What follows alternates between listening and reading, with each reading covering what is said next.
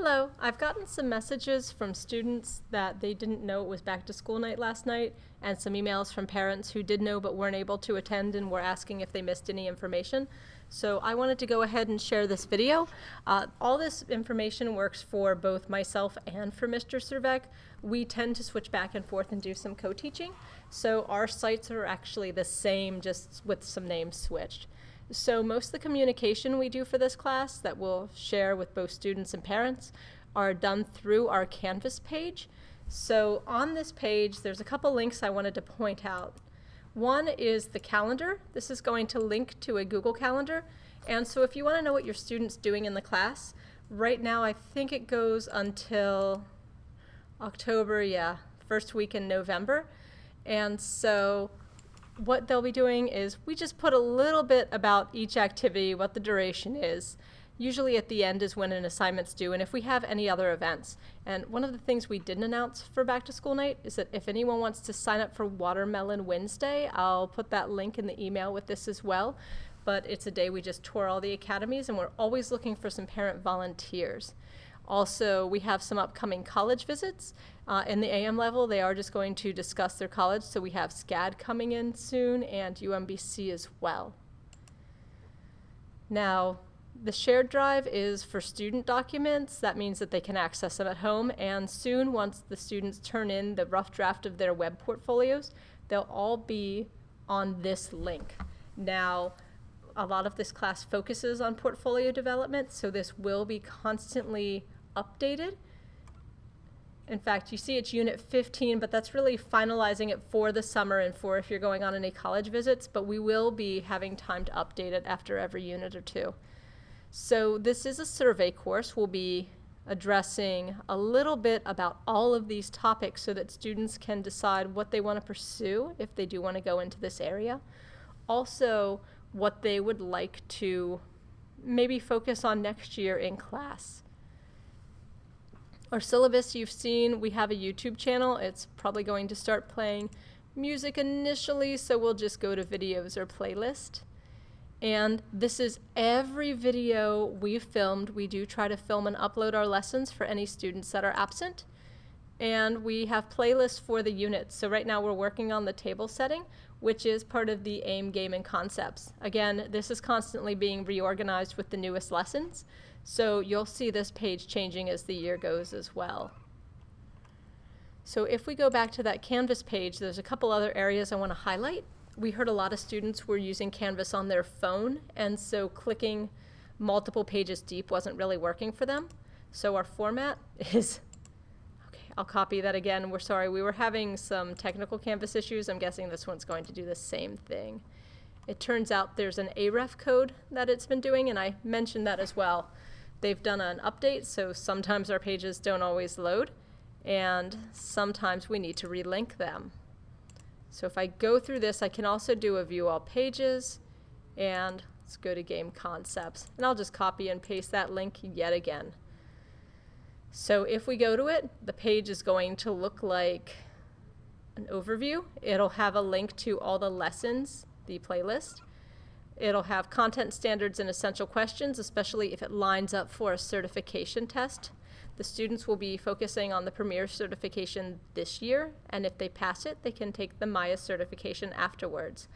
The Premier certification is needed to recognize them as completing a CTE program, Career in Technology, at the state level, but they don't need it to necessarily pass the class because it is a college level certification. It won't replace a college degree, but it will help with resume building. Also, portfolio and extra events will work, and we'll be sharing those as well. So what we're going to do is link whatever they have to turn in here, and the assignments will be there. If there's any other notes, we'll put an assignment page and put the link there as well. Now, the other thing we want to go over is after school sessions, is that we are here until 2:45, which I know doesn't leave a lot of students time to come in after school. But sometimes we do stay for when we start a video game or a creators club, depending on how the students form that. That should be coming out in the next couple weeks. Also FBLA or Skills USA, whichever the students decide to do. Or if you just need extra time, we try to stay stay after once a week, either Mr. Cervec or myself. And if we can't stay after on the day you need, we do try to alternate, so we're not always staying after on like Wednesday. That said, if you just drop in, I don't always have time to do that because I do have to leave to go pick up my daughter, and I know there's other events going on and internships we have to visit. So we do ask that the students let us know. We'll make announcements. We'll put it actually in the announcements, and we'll ask them to just email us to let us know they're here so we know to expect them. Digital tools, these are online websites, so they've already started a Weebly and a YouTube. If they need to access these, the school has access, they don't need to. But if they have it at home, they can check kind of what we're giving out to the community that way. What they might want to download, no one needs software to download this. As we said, all of our homework is going to be written or drawing or research it on the web. We are not going to have things where you have to do the 3D modeling at home.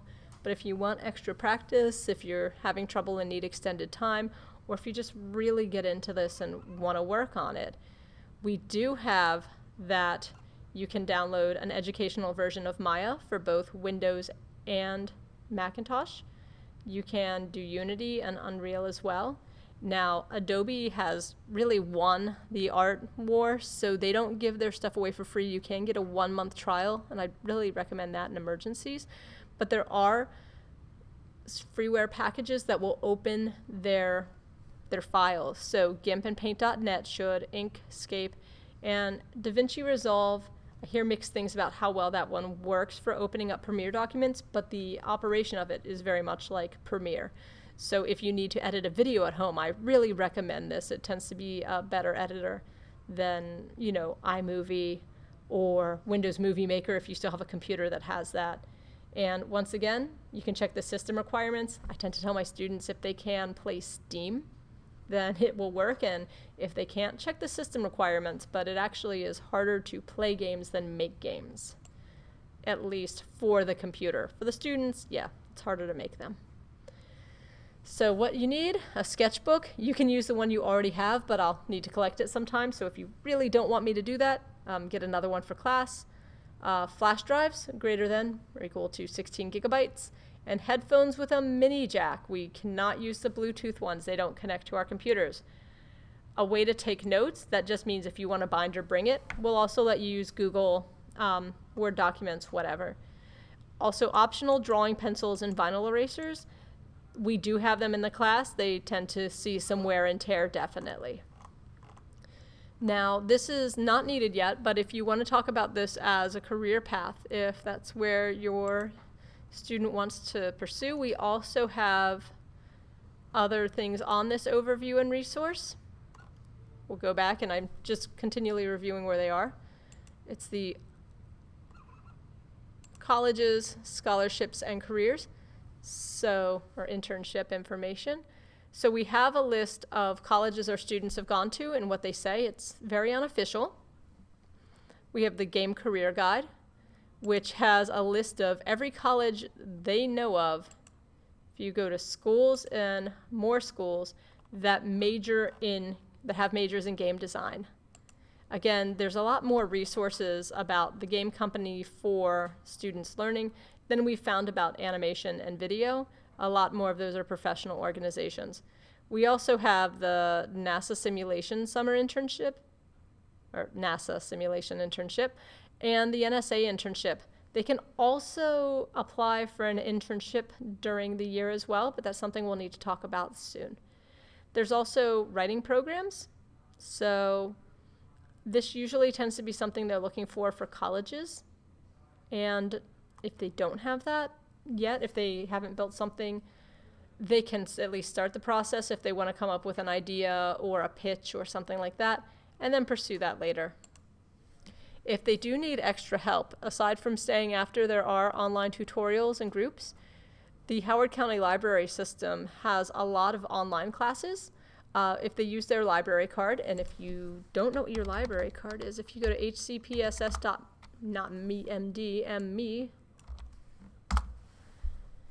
you can go to your HC library resources and it will give you a library card and a pin. You use those to log into Lynda, which has a lot of tutorials on our software packages.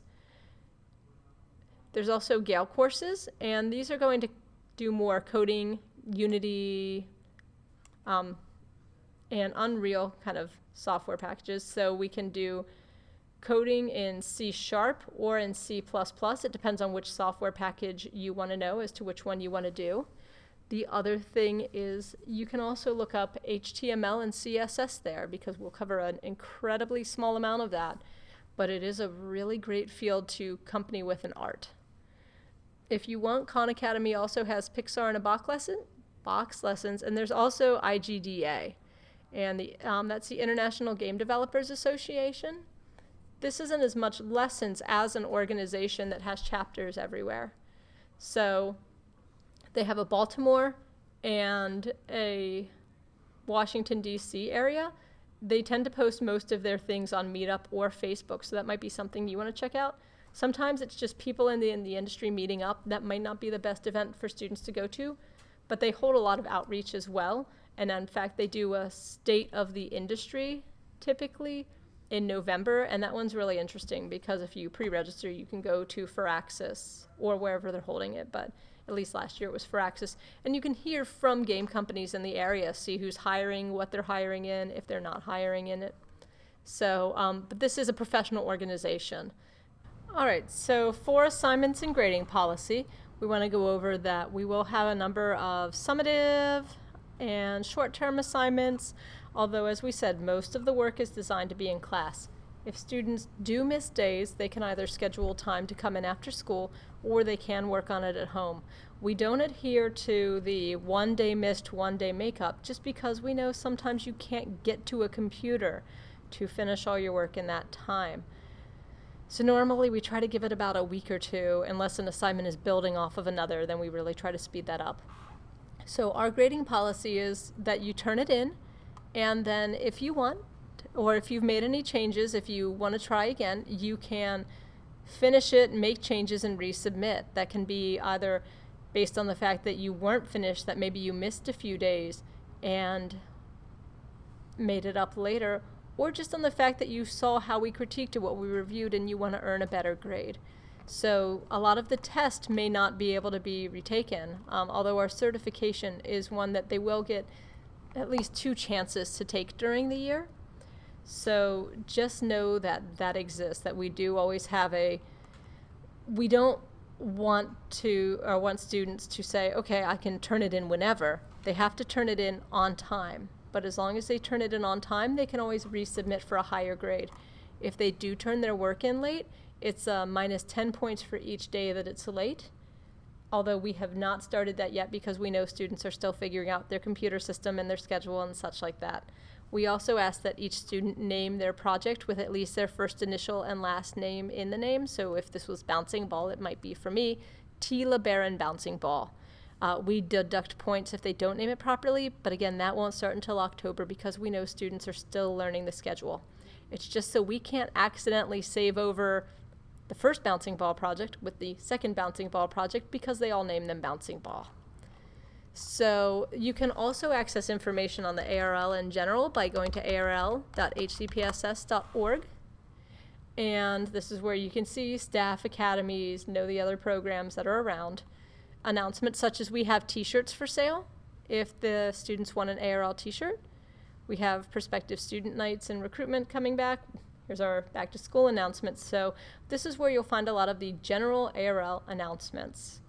Now, what do you need to know for ARL? One is that you should take the bus here, or if you miss the bus, the students can be dropped off in the morning. They have to ride the bus back. We don't do long-term parking permits only because of the limited amount of parking here. Students can get a temporary parking pass by seeing the principal at least 48 hours in advance. So if they know that they have an appointment or something coming up, just see the principal, get it signed by you so that you know they're going to be here, and then go ahead and submit that. Now, if you miss the bus, we do ask that you arrange transportation, either if you pick up the student or get a cab or something like that. What we don't want is the students just hopping in their car and not letting anyone know where they are. Just in case something happens, we need to know where the students are. So sometimes I know they can talk to their front office and work something out there. Other than that, if you have any questions, please contact me at Tina LeBaron. If you type it up and Avery comes up, I think that's mostly in Google. Don't do that, that's my daughter. So I'm Tina LeBaron, and Mr. Cervec is John Cervec. So if we go there, you'll see LeBaron is L-E-B-A-R-O-N, or capital B-A-R-O-N is how it's spelled in the system. And it's John Cervec, which is going to be that spelling, C-S-E-R-V-E-K. And we've already enjoyed teaching your students. We look forward to that process continuing. Thank you.